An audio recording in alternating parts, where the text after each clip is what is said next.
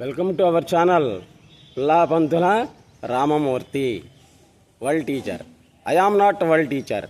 World teachers are Sadguru Subrahmanyam garu, Ramana Maharshi, Jagadguru Adi Shankaracharya. యక్షాశాల are Sadgurus. I am teacher in Vinukonda. That's all. సద్గురువు అయినటువంటి ఈ సుబ్రహ్మణ్యం గారిని గురించి ఎంత చెప్పినా కానీ తక్కువే ఉంటుంది. జగద్గురువు ఆదిశంకరాచార్యుల యొక్క జీవిత చరిత్ర ఎటువంటిదో ఈయన యొక్క జీవిత చరిత్ర కూడా అటువంటిది. జగద్గురువు అయినటువంటి ఆదిశంకరాచార్యుల వారు సాక్షాత్ శివస్వరూపమే అనటంలో ఎటువంటి సందేహం అనేటువంటిది లేనే లేదు. కేరళలో కాలడి అనేటువంటి గ్రామం. అక్కడ పేద బ్రాహ్మణ యొక్క కుటుంబం. ఒక సన్యాసి ఇంటి దగ్గరికి వచ్చి భవతి భిక్షాం దేహి అని అడిగాడు. వాళ్ళ ఇంట్లో పాపం ఇవ్వటానికి ఏమీ లేదు. పైగా ఆమెకి ఒకే ఒక్క కుమారుడు. ఆ కుమారుడికి ఏమి ఇవ్వాలి అని ఆలోచిస్తూ ఉంది. ఒక్క మూలం ఉన్నటువంటి ఎండిపోయినటువంటి ఉసిరికాయలు తప్ప వాళ్ళ ఇంట్లో ఏమీ లేవు. తన కుమారుడికి ఇవ్వాలా లేక వచ్చినటువంటి సన్యాసికి ఇవ్వాలా అని ఆలోచించింది. కానీ తన కుమారుడి కంటే కూడా సాక్షాత్ శివస్వరూపుడైనటువంటి బ్రహ్మచారి అయినటువంటి ఆదిశంకరాచార్యులే గొప్ప అని ఆ ఎండిపోయినటువంటి ఉసిరికాయల్ని ఆ ఆదిశంకరాచార్యుల యొక్క భిక్షాపాత్రలో వేసింది ఆ మహాతల్లి. అంతే. ఆయన లక్ష్మీదేవిని గురించి ప్రార్థించాడు.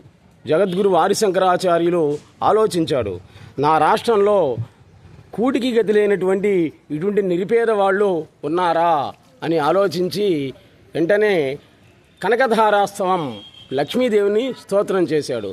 అంగం హరే పురకభూషణమాశ్రయంతి భృంగాంగనేవ ముకులాభరణం తమాలం అంగీకృతాఖిల విభూతిరపాంగలీలా మాంగళ్యదాస్తు మమ మంగళదేవతాయా ముగ్ధా ముహుర్విదసతి వదనే మురారే ప్రేమత్రపా ప్రణిహితాని గతాగతాని లక్ష్మీదృశోర్మధుకరీవ మహోత్పలేయా సామే శ్రియం దిశతు సాగర సంభవాయా ఇత్యాది కనకధారాస్తవం చేశాడు.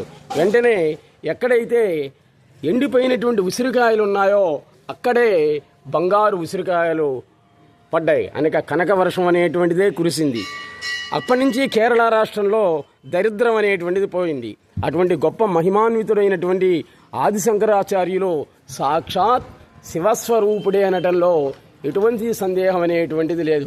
శివుడే ఆ రూపంలో జన్మించాడు అంటే దేవుడే జీవుడు రూపాన్ని ఎత్తాడనమాట అక్కడ అనటంలో ఎటువంటి సందేహం అనేటువంటిది లేదు. ఎవరైతే మహాశివుడికి హరహర అని ఒక గ్లాసు నీళ్లు పోస్తారో వాళ్ళ యొక్క కోరికలను తీర్చేటువంటి వాడు ఒక మహాశివుడే. సృష్టికి ముందు, సృష్టి మధ్యలో, సృష్టి తరువాత కూడా ఉన్నటువంటి వాడు ఒక్క మహాశివుడే అనటంలో ఎటువంటి సందేహం లేదు. ఆదిశంకరాచార్యుల వారు ఆయనకు చిన్నప్పుడే అంటే 5వ సంవత్సరంలోనే ఉపనయనం అనేటువంటిది జరిగింది. బ్రాహ్మణులు కాబట్టి ఉపనయన కార్యక్రమాన్ని పూర్తి చేశారు. ఆ తరువాత ఆయన స్నానం చేయడానికని ఒక నదిలో దిగాడు. చూడండి ఎంత విచిత్రమో.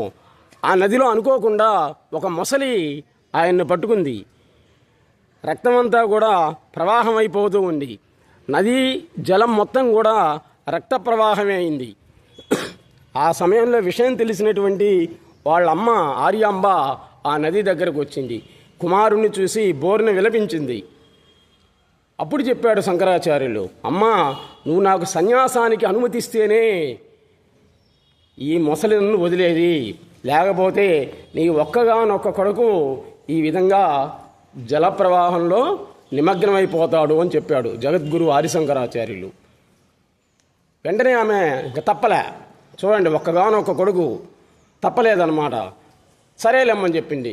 ఎప్పుడైతే ఆమె వాళ్ళ అమ్మ మహాతల్లి ఆర్యాంబ జగద్గురు ఆదిశంకరాచార్యులకి సన్యాసానికి అనుమతినిచ్చిందో వెంటనే అక్కడ ఆ మొసలి ఆయన్ను వదిలిపెట్టింది.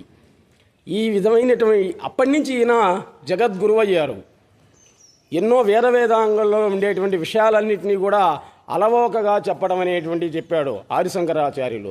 ఆయనే జగద్గురువు అనటంలో ఎటువంటి సందేహం అనేటువంటిది లేనే లేదు.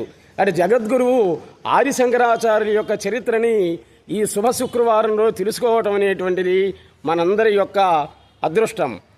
ఈ ఛానల్ని మానసిక ప్రశాంతత సంబంధించినటువంటిది కాబట్టి ఉదయాన్నే 6:30 కానీ లేకపోతే సాయంత్రం పూట అన్నం తిన్న తర్వాత నిద్రించే సమయంలోనైనా కానీ టీవీలన్నీ కూడా కట్టేసి జాగ్రత్తగా చూడండి.